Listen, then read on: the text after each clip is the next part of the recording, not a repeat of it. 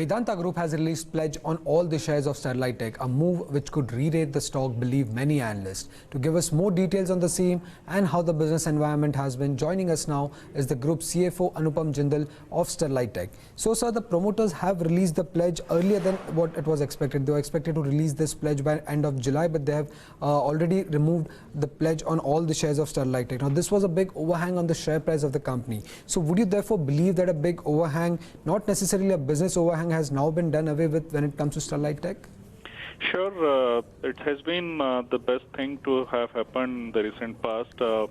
As most of you are aware that the pledge was basically created to fund the delisting of Vedanta Resources PLC from London Stock Exchange, and the security of Sterlite was placed as an interim measure to provide additional security to lenders. It was an exceptional event which had happened last almost like 3 decades. First time they had given this kind of security.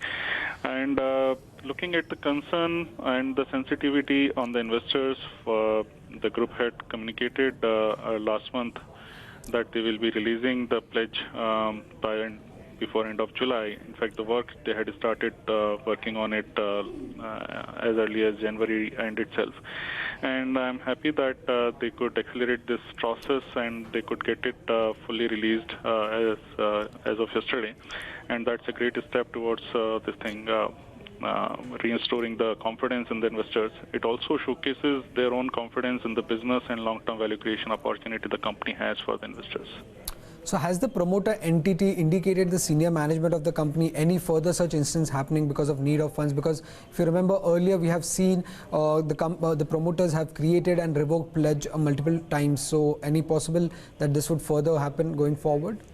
I think the group doesn't have any intent to create any pledge again, because they are clearly aware that the sensitivity it has on the investors and the concern it has on the pricing of the company.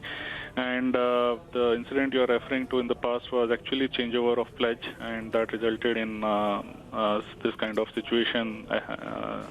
But this is not going to happen again. Okay. Now, with this overhang of the focus will now be on the business of the company. If you could share some details on how the business environment has been so far in the first quarter of financial year 2020. I think let me just give you this overall business view that business continues to be doing great, and we continue to invest as a company in new solutions and technology for future, which will be critical for next generation's digital infrastructure. Our order book as on 31st March, as we have communicated, was at all-time high of more than 10,000 crore, which is like 2 times of our FY19 revenue of 5,000 plus crore. And our value-added products and solutions are also seeing increasing traction from our international customers. And that also makes us a partner of the choice. And there again, the competition is quite limited. So overall, we have had strong historical profitable growth of around 30% revenue CAGR in the last 4-5 years, and we remain very, very bullish on the future prospects of the business. As far as the overall concern on China or the related pricing was concerned, again we had reiterated that it was something which was temporary, and we are seeing pricing bottoming out. As a company, we continue to operate in long-term price range of about $7 to $8 per fiber kilometer, and that is basically a function of the value-added product mix which we have, the long-term contracts which we continue to enjoy from our large market customers. So the prices have been stable in the global market when it comes to fiber? For us, I can say that we are playing in a very good zone, given that we have good integrated technology and we have large customer base with long-term orders. Okay. I believe your capacity expansion is also well on track and it is expected to complete anytime soon. So any idea what will be the total capacity utilization after the new capacity has come in, and when will it start contributing to your revenues? Sure. So our capacity expansion of 50 million is very much on track. It will come anytime soon, and post that we'll see the commercial production also start happening. Larger utilization will definitely happen from H2 onwards. So Q2 the capacity will come fully on stream, and we'll see better utilization in H2. So geographically, from which regions are you seeing more orders coming in for your company? So as a company, we continue to see traction from all the large markets which we operate, be it India, China.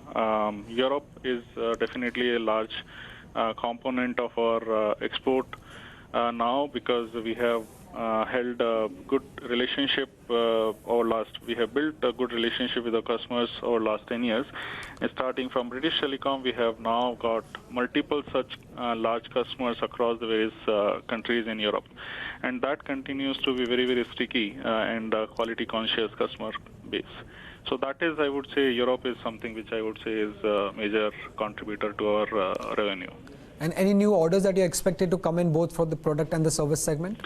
So we continue to get new orders, and as in when we get large orders, we do communicate to the market. So the inflow continues. So I won't say that any specific order has come recently and is likely to come, but we continue to work, and as and when we get some large orders worth disclosing to the market at that time, we do that.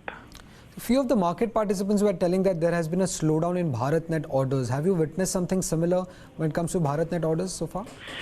No, as far as we are concerned, I think we have played full in terms of what we are doing in Maharashtra, and we have some more opportunities lined up.